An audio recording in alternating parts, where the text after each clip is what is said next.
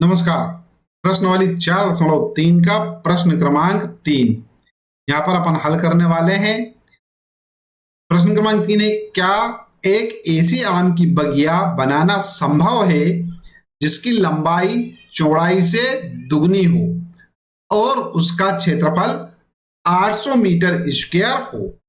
यदि है तो उसकी लंबाई और चौड़ाई ज्ञात कीजिए। बहुत ही आसान सा प्रश्न है। पहले तो अपन मान लेते हैं कि जो आम की बगिया है, ठीक है, ये एक आयताकार प्रकार की है। ठीक है, ये इस प्रकार का इसका चित्र होगा। ठीक है, मान लेते हैं कि यहाँ पर जो चौड़ाई है, ये वाला जो हिस्सा है बच्चों, ये चौड़ाई का कहलाता है। मान लेते हैं ये जो चौड़ाई है वो x है। ठीक है, तब उसकी लंबाई क्या होगी? यहां पर लिखा हुआ है जिसकी लंबाई चौड़ाई से दुगनी हो। ठीक है, यदि चौड़ाई x है तो लंबाई क्या होगी?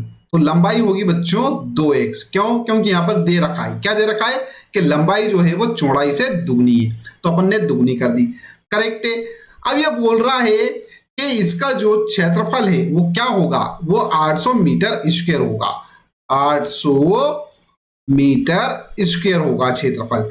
ठीक है, चलिए अपन देख लेते हैं, चेक कर लेते हैं संभव है या नहीं है। अगर मान लो समीकरण सेटिस्फाई हो रही होगी या x का मान निकालना संभव होगा, ठीक है, तो है, और नहीं तो नहीं है। ठीक है, अपन एक काम करते हैं, सबसे पहले यहाँ पे लिख लेते हैं हल, और हल लिखने के बाद यहाँ पे लिखेंगे अपन माना।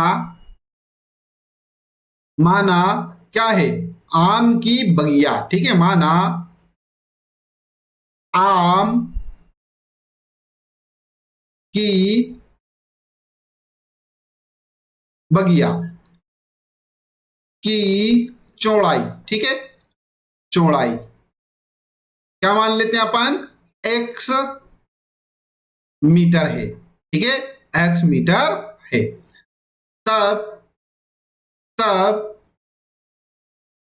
आम की बगिया की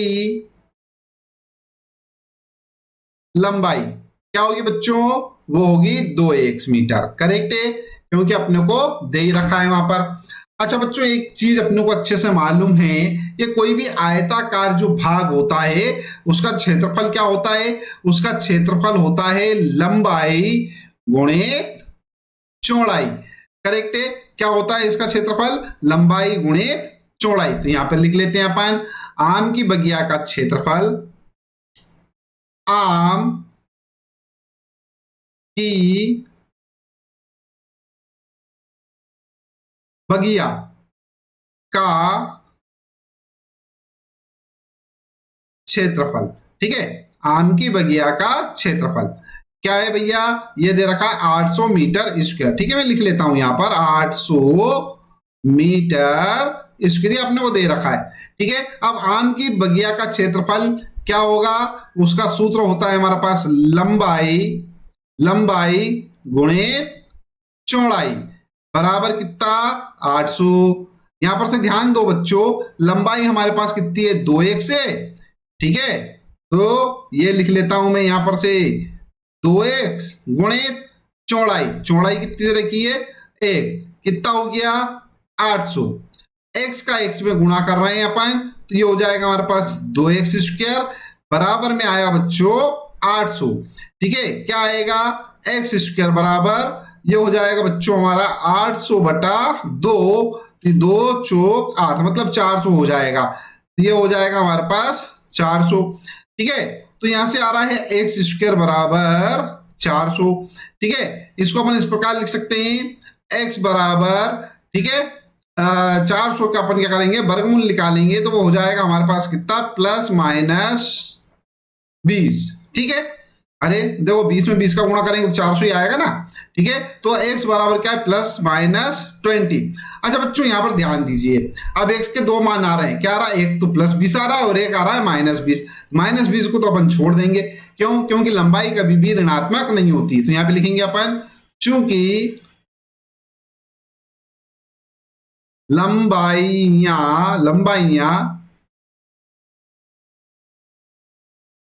ऋणात्मक